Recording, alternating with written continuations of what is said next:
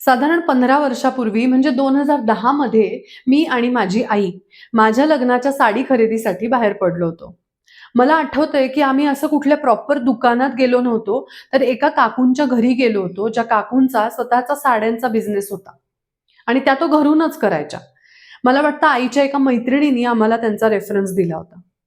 इतक्या सुंदर एकसे एक साड्या होत्या त्यांच्याकडे, की आम्हाला चॉईस करणं अवघड झालं होतं. असं वाटत होतं, की सगळ्या साड्या घरी घेऊन जाव्यात.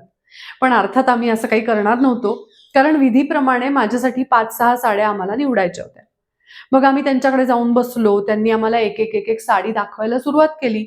त्यातल्या काही साड्या मी नेसून बघत होते, काही मला ज्या आवडतील त्या बाजूला ठेवत होते. मग शेवटी सगळे फिल्टर्स लावून झाल्यानंतर आम्ही त्या आमच्या 5-6 साड्या फायनलाईज केल्या आणि तिथून घरी यायला निघालो.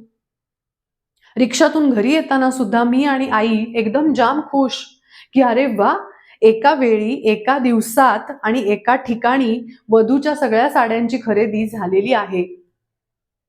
संध्याकाळी जेव्हा बाबा घरी आले आणि त्यांना सगळी खरेदी दाखवण्यासाठी आम्ही साड्या बाहेर काढल्या, तेव्हा माझ्या असं लक्षात आलं, की मी 5-6 ज्या काही माझ्या लग्नाच्या साड्या मी घेतल्या आहेत, त्या सगळ्या ब्लू, पिंक आणि पर्पल ह्याच कलर शेडमधल्या आहेत.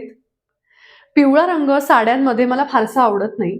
त्याच्यामुळे आपल्याकडे मामाने दिलेली पिवळी साडी जी लग्न लागताना नेसतात, ती सुद्धा मी येलो पदर असलेली घेतली होती.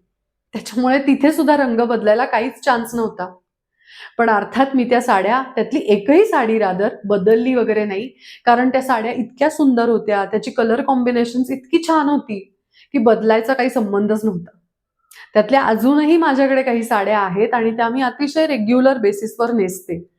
तुमच्याबरोबर पण असे काही साडी खरेदीच्या वेळी गमतीदार किस्से घडलेत का? मला कमेंट्समध्ये नक्की कळवा.